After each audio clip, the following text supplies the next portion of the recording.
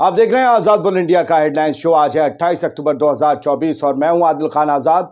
दुनिया के सबसे बड़े अखबारों से चुनी गई सबसे बड़ी खबरों में आज आप देखेंगे, हिजबुल्लाह ने 5 इजरायली फौजी मारे, तेल अवीव में मचा रोना पीटना, रेगुलर फौजियों का पड़ा टोटा। हिजबुल्लाह ने इजरायली फौजियों को खदेड़ा, एयर डिफेंस यूनिट के हमलों से बचकर इजरायली फाइटर प्लेन लौटे। वेस्ट बैंक में मंडे पड़ा आईडीएफ पर भारी, जेनिन में लड़ाकों के सख्त मुकाबले के बाद उल्टे पैर लौटे इजरायली फौजी। यमन के हौथीज ने बड़ी जंग की ड्रिल की शुरू, 20 मिनट की डॉक्यूमेंट्री में दिखाए नए और खतरनाक हथियार। इजरायली हुकूमत में पसरा खौफ, अब से पीएम ऑफिस की जगह किसी खुफिया अंडरग्राउंड जगह होगी कैबिनेट मीटिंग। और आईआरजीसी चीफ के साथ ही ईरानी सदर ने आखिर कर ही दिया ऐलान, इजरायली हमले का ईरान लेगा बड़ा इंतकाम। हेडलाइन शो थोड़ा देर से आ रहा है, वजह यह है कि हमारा और मिडिल ईस्ट के बीच वक्त का फासला है, तो लेटेस्ट खबरें आपको पहुंचाने की एक जद्दोजहद में थोड़ा शो लेट होता है। चलिए खबरों का सिलसिला शुरू करते हैं। हेडलाइंस, बड़ी खबरें क्या हैं वो आपको बताते हैं। लेबनान में कल मारे गए 5 इजरायली फौजियों की बॉडी जब तेल अवीव पहुंची तो रोना पीटना मच गया। मचना ही था, सबको अपने अपने प्यारे होते हैं। द टाइम्स ऑफ इजराइल के मुताबिक इन 5 फौजियों में से 3 यहूदियों को मजहबी तालीम देने वाले ज़ायनी टीचर भी शामिल थे। सोचिए, यानी साफ है कि इजराइल को मैदान जंग में भेजने के लिए रेगुलर फौजियों की भारी किल्लत से जूझना पड़ रहा है। रिजर्विस्ट काम आ रहे हैं हिजबुल्लाह के लड़ाकों से लड़ते हुए। इस दौरान जिसमें ये 5 फौजी मारे गए, 14 फौजी जख्मी भी हुए हैं। जब इतनी बड़ी तादाद में फौजी मारे जाएंगे, जख्मी होंगे, तो जाहिर सी बात है रेगुलर फौजी कहां मिलेंगे। इजरायली मीडिया के मुताबिक पिछले हफ्ते में 24 फौजी मारे गए इजराइल के। चैनल 12 की खबर के मुताबिक इस हफ्ते हुई मौतों के चलते 56 इजरायली बच्चे यतीम हो गए। बुरी बात है। उधर इजरायली फौज पिछले 1 साल में गजा पर हमले करके 16,000 से ज्यादा फलस्तीनी बच्चों को मार चुकी है। बहुत बुरी बात है, जुर्म है। और हजारों बच्चों को इजरायली फौज पिछले 1 साल में यतीम भी बना चुकी है। ये गुनाह अजीम है, सबसे बड़ा लानत का काम है। चलिए दूसरी खबर देख लेते हैं। लेबनान के हिजबुल्लाह ने पिछले कुछ घंटों में कई ऑपरेशन अंजाम दिए हैं।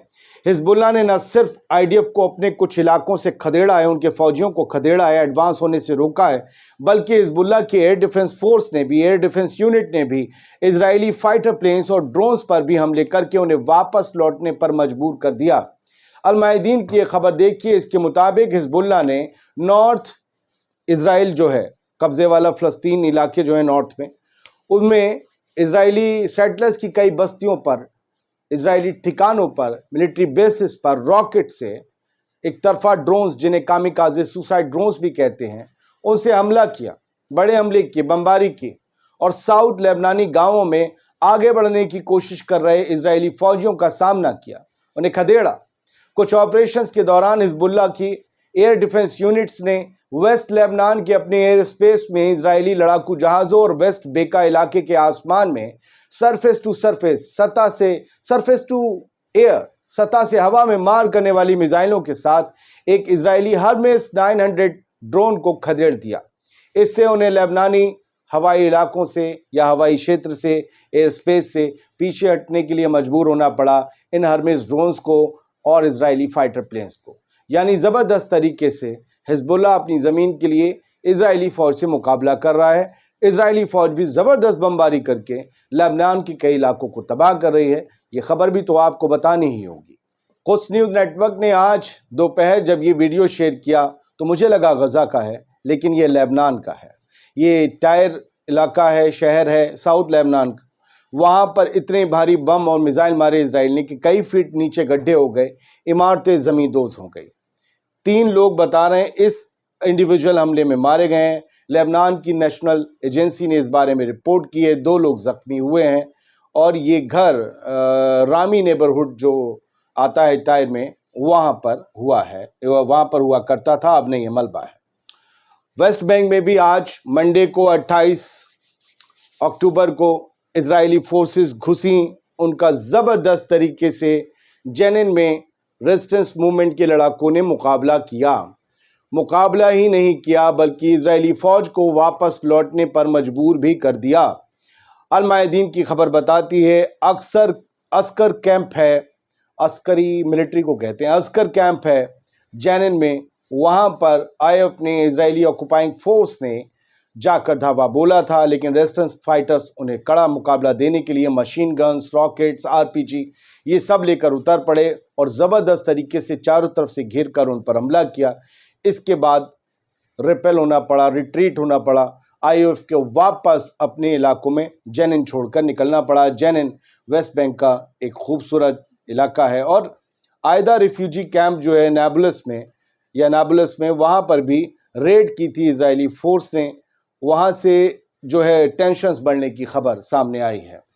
कई खबरें हैं जो आपको देनी है, लिहाजा हेडलाइंस पर फोकस करते हैं। यमन के हाउथीज ने एक बहुत बड़ी मिलिट्री एक्सरसाइज शुरू की, एक मिलिट्री ड्रिल। ऐसा लगता है कि उन्होंने एक बड़ी जंग लड़ने की तैयारी कर ली है इजराइल के खिलाफ, क्योंकि उनके इस वीडियो में जो कि 20 मिनट की एक डॉक्यूमेंट्री पेश की गई उनकी तरफ से, हो सका तो मैं अपने दूसरे चैनल दुनिया टुडे पर उस वीडियो के साथ आपको खबर दिखाऊंगा, हो सका, नॉट वादा।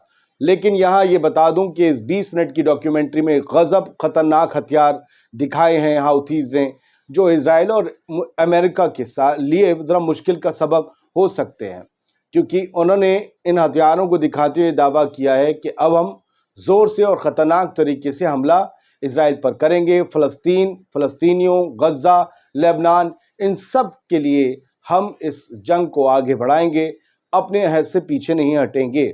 लार्ज स्केल जो है मेक योर फेसेस रेस्ट, ये कुरान का एक वर्स है कि हम तुम्हारे चेहरे ख़राब कर देंगे या तुम्हारा चेहरा ख़राब हो जाएगा, समझे, नोच लिया जाएगा, मतलब बेइज्जत हो जाओगे, गम आ जाएगा, कुछ भी कई अलग तरीके से कुरान की आयतों में जो है कई तरीके से मतलब निकाले जा सकते हैं। अरबी में एक लफ्ज़ के कई मायने भी होते हैं, लेकिन सबका एक ही है कि दुश्मन को हम पस्त कर देंगे, बदहाल कर देंगे, तबाह कर देंगे।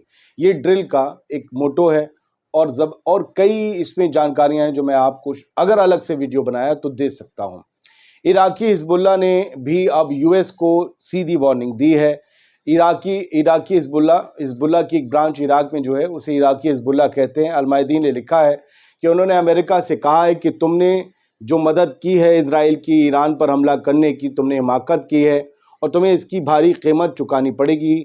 US to pay price for using Iraqi space to attack Iran. Iraq का एयर स्पेस जो यूज़ किया गया ईरान पर हमला करने के लिए, वो आपकी सबसे बड़ी हिमाकत और गलती है। इराकी एयर स्पेस में आपने इजराइल की जो मदद की उसके लिए अब आपके अड्डे हमेशा हमारे निशाने पर और ज़्यादा हो गए हैं।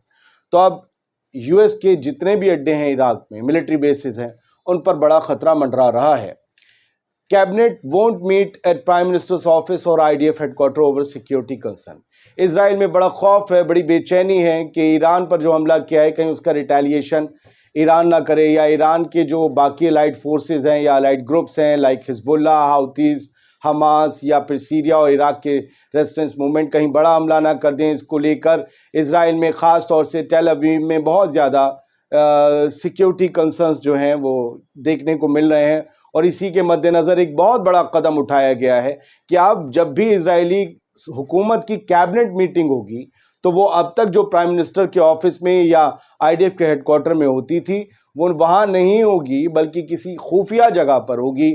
बहुत मुमकिन है कि वो एक अंडरग्राउंड बंकर होगा जहाँ पर किसी के भी हमले से इजराइल की कैबिनेट बच सके।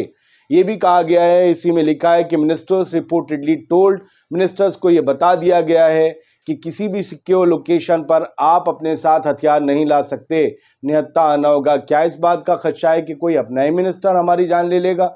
ये क्यों आखिरकार कर दिया गया? ये तो तब किया जाता है जब किसी से अपनी ही मीटिंग में खतरा हो जाए। ये एक नया नियम जो है, नया कानून ये बताता है कि कुछ अंदर खाने चल रहा है जिसकी बू बाहर आने लगी है।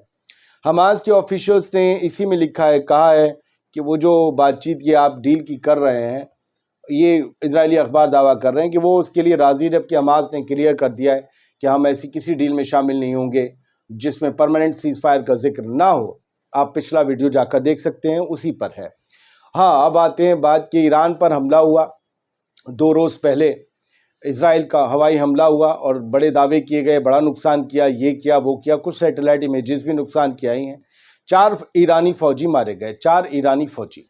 अब उनकी मौत का बदला लेना हलाल बनता है ईरान पर, क्योंकि किसी भी दूसरी सरजमीन पर जब ईरान के फ़ौजी IRGC के कमांडर मारे गए तो ईरान ने हर बार इजराइल पर उसके बाद हमला किया बैलिस्टिक मिसाइल और ड्रोन से।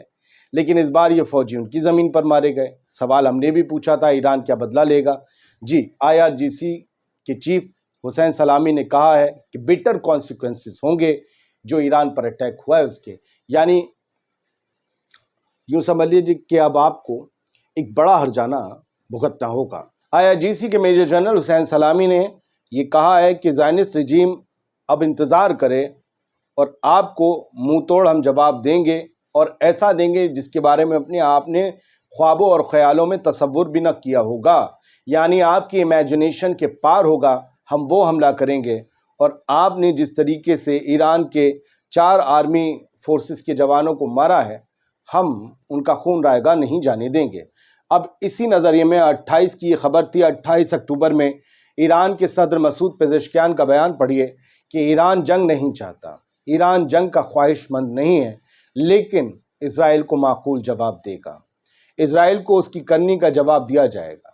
سوشلسٹ مانے جاتے ہیں مسعود پزشکیان، اسی لیے وہ بار بار جنگ نہ کرنے کی بات کہتے ہیں، لیکن وہ یہ کہتے ہیں کہ ایران کی فلاح بہبودی، ایران کے حق اور حقوق کو قائم رکھنے کے لیے اور ان کے لوگوں میں یقین قائم رکھنے کے لیے ہمیں اسرائیل سے بدلہ لینا ہوگا۔ وی ڈو ناٹ سیک وار، ہم جنگ نہیں چاہتے، but we will defend our country and the rights of our people, ہم اپنے لوگوں کی حفاظت کریں گے۔ We will give a proportionate response to aggression by the Zionist regime، منہ توڑ جواب دیں گے، جو بن پڑے گا وہ کیا جائے گا۔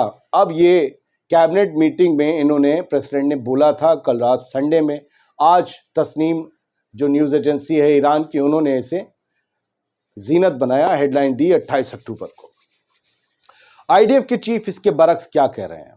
IDF کے چیف کا یہ دعویٰ ہے کہ اسرائیل کا ایران پر جو اٹیک تھا وہ یہ بتاتا ہے کہ we have the ability to do more، وہ یہ بتاتا ہے کہ ہم میں قوت ہے، ہم میں طاقت ہے کہ ہم اس سے بہت زیادہ کر سکتے ہیں۔ ایران پر حملہ ہم نے کر کے اور وہاں ان کی اسٹرکچرز کو نقصان پہنچا کے اس بات کو دنیا کے سامنے دکھا دیا ہے کہ اسرائیلی ایئر فورس کی یا IDF کی قوت اور طاقت کیا ہے۔ اب آپ سمجھ لیجیے حرزی علیوی اگر اس طریقے کی بات کر رہے ہیں تو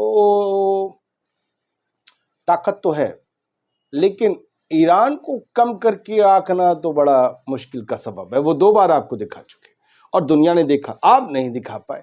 خیر، خامنئی's day old Hebrew، خامنئی صاحب نے ایک دن پہلے، آیت اللہ علی خامنئی نے ایک دن پہلے اپنا ایک نیا ایکس ہینڈل کھولا، ایک ایکس اکاؤنٹ کھولا، ٹویٹر جسے اب ایکس کہتے ہیں۔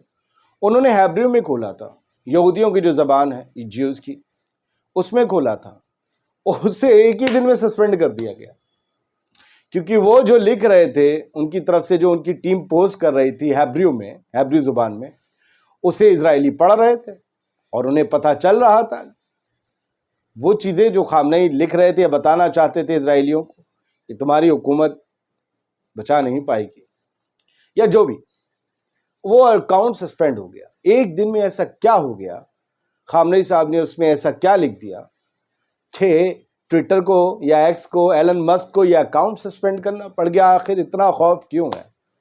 اتمار بین گوئر کچھ بولتا ہے، اسموٹرچ کچھ بولتا ہے، بم گرانے کی بات کرتا ہے، قتل و غارت کی بات کرتا ہے، کبھی اکاؤنٹ سسپینڈ نہیں ہوتا۔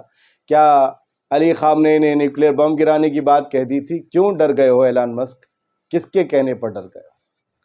سوشل میڈیا پلیٹ فارم پر کوئی ریزن نہیں بتایا، اتنا ڈر، اتنا خوف ایک اکاؤنٹ سے۔ میں تو سوچ رہا ہوں اکاؤنٹ اگر خامنئی صاحب نے کلوز کر دیا نا تمہارا تو کیا ہوگا۔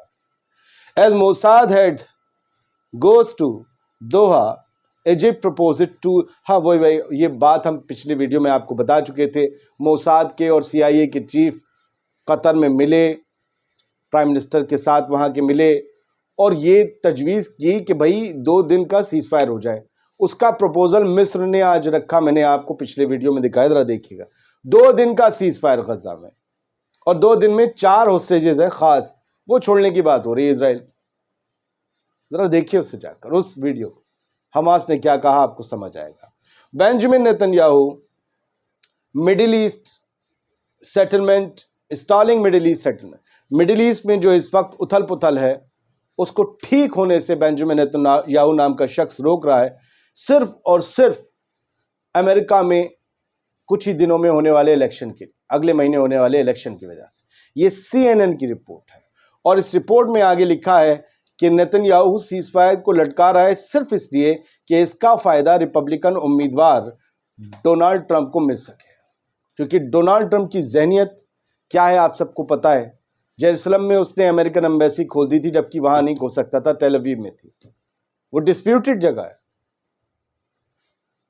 नेतन्याहू को लगता है कि बाइडेन के बरक्स या किसी भी डेमोक्रेट के बरक्स एक रिपब्लिकन और ख़ास तौर से डोनाल्ड ट्रंप उन्हें गज़ा के लिए जो उनका प्लान है, नेतन्याहू का जो प्लान है गज़ा के लिए और जो वेस्ट बैंक के लिए प्लान है, उसको अमल में लाने के लिए ट्रंप जैसा आदमी ज़्यादा मदद कर सकता है। तो इसलिए जंग लटकाई जा रही है। बहुत बहुत शुक्रिया। हेडलाइन शो आप देख रहे थे, उम्मीद करते हैं आपको पसंद आया होगा। आज़ाद बोल इंडिया देखते रहिए, खुश रहिए, सलामत रहिए।